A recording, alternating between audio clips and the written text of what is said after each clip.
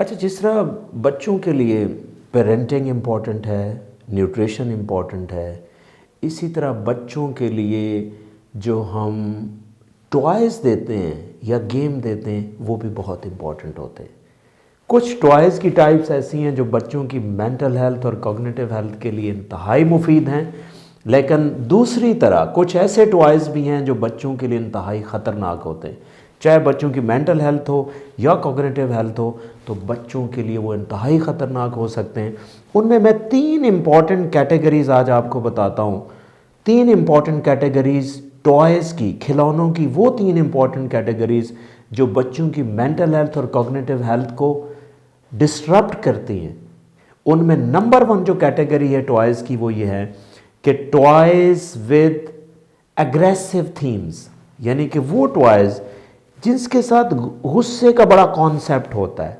For example, जिस तरह हम छोटे बच्चे को देखें, मेरी बात याद रखिएगा कि जैसे हम छोटे बच्चे को पिस्तौल लेके दे देते, गन लेके दे दी बड़ी। अब मुझे ये बताएं कि जब बच्चे की कंडीशनिंग पिस्तौल से या गन से हो रही होगी, तो वो जब उसका माइंड डेवलप कर रहा होगा तो उसमें क्या चेंजेस आएंगी।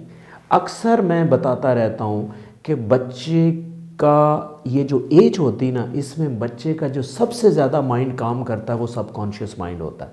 सबकॉन्शियस माइंड में आप जिस तरह की बच्चे को एक्टिविटी देंगे वो उसके जहन में ज़्यादा जज़ब हो जाती है। लाइक मुझे ये बताएं कि जब हम कुरान पाक हिफ़्ज़ करते हैं, जब बच्चा कुरान पाक हिफ़्ज़ करता तो जल्दी क्यों कर लेता है? जब मेरे जैसा कोई कुरान पाक हिफ़्ज़ करने लगेगा तो उसके लिए मुश्किल हो सकता है 10 साल में भी ना हो मेरे से। लेकिन बच्चे के लिए क्यों ज़रूरी है? क्योंकि बच्चे का माइंड ही काम जो है वो सबकॉन्शियस माइंड करता है। तो बच्चों के टाइम पे आप जो चीज़ बच्चों में इंस्टॉल करेंगे वो उनकी सारी ज़िंदगी में इंस्टॉल हो जाएगी, वही बच्चों में बिहेवियर्स आएंगे। तो पहला जो टाइप ऑफ टॉयज़ हैं वो क्या है?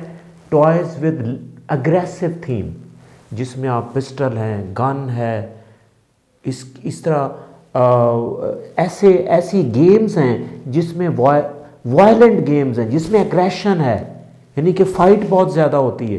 तो अगर आप ऐसी गेम्स के ऊपर या ऐसे टॉयज़ देंगे बच्चों को जो बच्चों के लिए इंतहाई लीथल है और बच्चों के अंदर वो बिहेवियर हमेशा के लिए फिक्स हो सकता है। बाद में आप उस बिहेवियर को रिप्रोग्राम करना मुश्किल हो सकता है। लेकिन आपको क्या ज़रूरत है कि आपके पास इतने ज़्यादा ऑप्शन हैं टॉयज़ के जो आपकी बच्चों की मेंटल हेल्थ के लिए बहुत अच्छे हैं। आप उनको क्यों प्रेफर नहीं करते, उनको क्यों नहीं लगा के देते? So number 2, toys with screen time, यानी कि वो टॉयज़ जिनमें स्क्रीन होती है, यानी कि देखने वाले टॉयज़, जिसमें आपके गैजेट्स जिसमें आ जाता है, टैबलेट्स हैं जिसके अंदर सेल फ़ोन हैं, जिसके अंदर और वीडियो गेम्स ऐसी होती हैं जिसके अंदर लाइट ज़्यादा होती है। देखें, ये जितने भी स्क्रीन के साथ आपके पास टॉयज़ आते हैं, इनकी स्क्रीन से ख़ास किस्म की लाइट निकलती है, इसे ब्लू लाइट भी कहते हैं।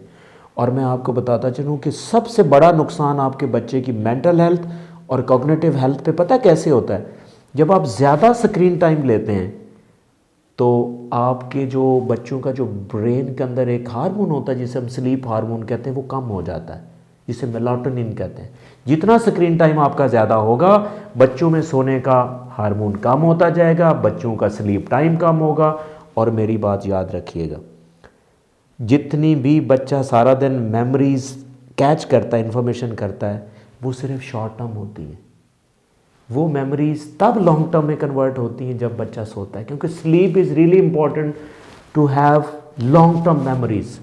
आपकी स्लीप पूरी नहीं होगी तो आप में ये मेमोरी प्रोसेस नहीं होगी भाई।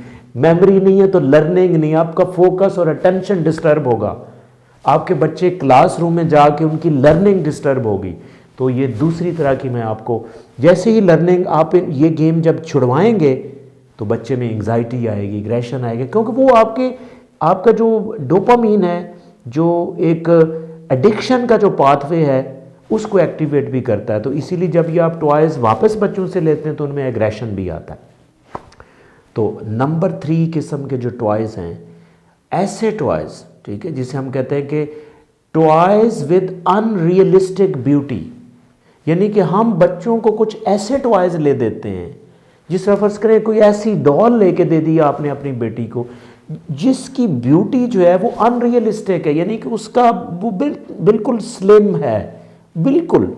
अब बच्चा जो है उसको मॉडल करना चाहता है, उसी तरह स्लिम होना चाहता है, तो वो प्रॉपर डाइट लेना नहीं, बच्चा प्रॉपर डाइट लेना छोड़ देता है कि मैं स्मार्ट होना चाहता हूँ। हालांकि कोई ऐसा कॉन्सेप्ट नहीं होता। बच्चे के में फियर होता है कि मैं ज़्यादा खाऊंगा तो हो सकता है मैं इस डोल की तरह ना बन पाऊँ। तो इसी तरह बच्चों के अंदर भी आप ऐसे टॉयज़ ना लेके दें जिसके अंदर एक अनरियलिस्टिक किस्म की ब्यूटी हो।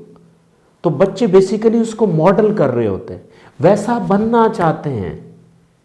अगर वैसा बच्चे बनना चाहेंगे तो वो हर वो काम करेंगे जिसकी तरफ वो जा सके, लेकिन वो जा नहीं पाएंगे क्योंकि वो एक अनरियलिस्टिक सी चीज़ है। टॉय तो टॉय होता है, बच्चा इस चीज़ को एंटरटेन नहीं करता।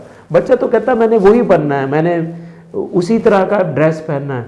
तो अगर आप उसको मना करेंगे तो बच्चे में स्ट्रेस, एंग्जाइटी और इस तरह और एग्रेसिव बिहेवियर जन्म लेंगे। तो मेरी आपसे गुजारिश है कि अगर आप बच्चों की माइंड की, दिमाग की अच्छी तरबियत करना चाहते हैं तो उनको ऐसे टॉयज़ लेके दें जो उनकी मेंटल हेल्थ और उनकी कॉग्निटिव हेल्थ के लिए इम्पॉर्टेंट हो, ना कि जो मैंने 3 कैटेगरीज टॉयज़ की बताई। इनसे आप बचेंगे तो आपके बच्चे की मेंटल वेलबीइंग और कॉग्निटिव वेलबीइंग इंतहाई बेहतर होगी। Thank you.